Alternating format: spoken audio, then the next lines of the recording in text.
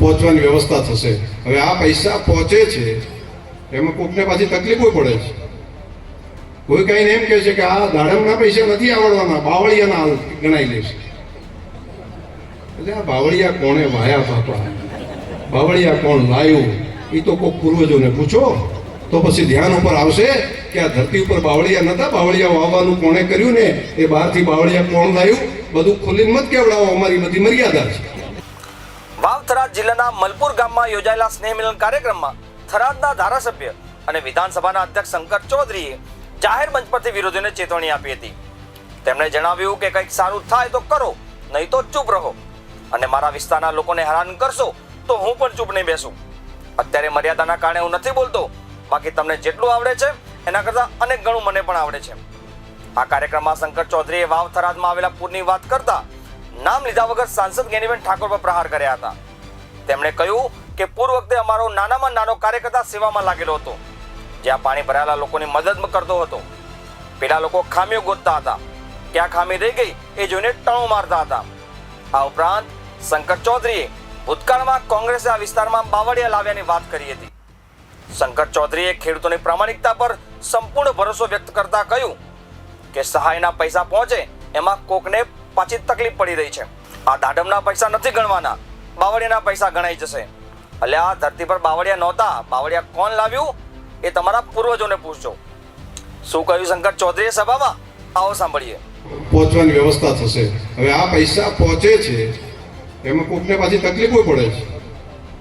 કોઈ કઈને એમ કહે છે કે આ દાડમના પૈસા નથી આવડવાના, બાવળિયાના ગણાઈ લેશે। એટલે આ બાવળિયા કોણે વાયા બાપા, બાવળિયા કોણ લાયું એ તો કોઈ પૂર્વજોને પૂછો તો પછી ધ્યાન ઉપર આવશે કે આ ધરતી ઉપર બાવળિયા નતા, બાવળિયા વાવવાનું કોણે કર્યું ને એ બહારથી બાવળિયા કોણ લાવ્યું, બધું ખુલ્લીને મત કેવડાવો, અમારી બધી મર્યાદા છે। અને અમારા ખેડૂતોને એવા ચોર માનો છો તમે કે જે બાવળિયા ઉગ્યા એના બદલે દાડમ સમજીને લઈ લેશે? પણ જેના શરીરની અંદર જ આખો પીળીઓ વાગતો હોય તો એને તો બધું પીળું જ દેખાય ને।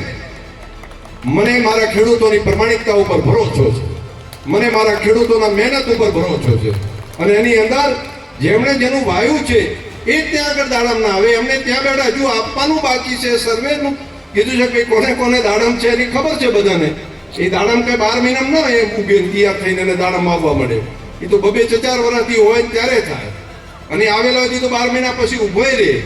પણ એના ત્યાં આગળ એમને હજુ એવું દેખાય છે, ત્યાં જઈને અધિકારીઓને જઈને પેલું આપવા માટે કરે છે। મેં કીધું કંઈક સારું થાય તો કરો, ન થાય તો ચૂપ મરો।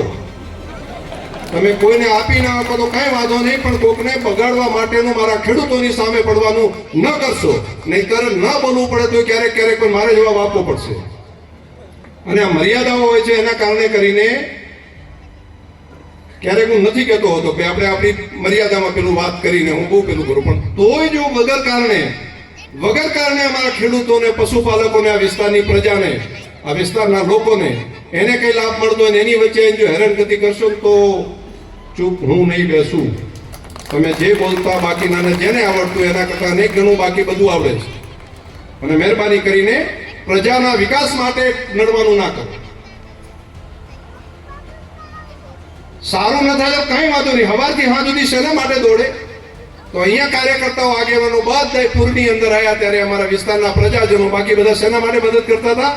કોઈ ફસાયેલો માણસ હોય તેને કાઢવા માટે મૂકતા હતા, કોઈના ખેતરની અંદર પાણી હોય તો એની અંદરથી એને બચાવવાનું કામ કરતા હતા, કોઈના ઘરે એને ખાવાનું ન તૈયાર થઈ ચૂક્યું હોય, રંધાઈ ના આપ્યું હોય તો એને ફૂડ પેકેટ પહોંચાડવાનું કામ કરતા હતા। આ બધા કાર્યકર્તાઓ, આગેવાનો એના માટે કામ કરતા હતા। કોઈના ખેતરની અંદર, ઘરની અંદર પાણી ભરેલું હોય તો પમ્પિંગ કરીને એને પાણી બહાર કાઢવાનું કામ કરતા હતા। અને કેટલીક ટોળકી શું કરતી હતી? બાકી ક્યાં રહી ગયું? ખામી ક્યાં રહી ગઈ? સવારથી હા સુધી આખો દાડો ફરે, અને ત્યાં આટલું તો બાકી રહી ગયું છે તો એને ચેક કરવા જવો, અને આખો દાડો સવારથી હા સુધી ફરીને અહીંયા બધા લોકો મહેનત મથામણ કરતા હોય, અને ટોળકી ત્યાં જઈને એમ કે જો આ હજુ બાકી રહી ગયું છે, જો આ હજુ બાકી રહી ગયું છે। હવે આખો દાડો એમની ચેડે ફરીને ગોતવા જાય છે, બાકી તો અમે કહે છે કે 100% ના થઈ ગયું હોય, આ આફત કુદરતની હોય ત્યાં આગળ 100% કોઈ મદદ ન કરી શકે ગમે એમ કરે તો, પરંતુ બધા આફત આવી હોય ત્યારે બધા પડકે ઉભા રહીને આપ આ વિષય પર શું વિચારો છો અમને નીચે કોમેન્ટ બોક્સમાં જરૂરથી જણાવજો। ત્યાં સુધી મને આપશો રજા, નમસ્કાર।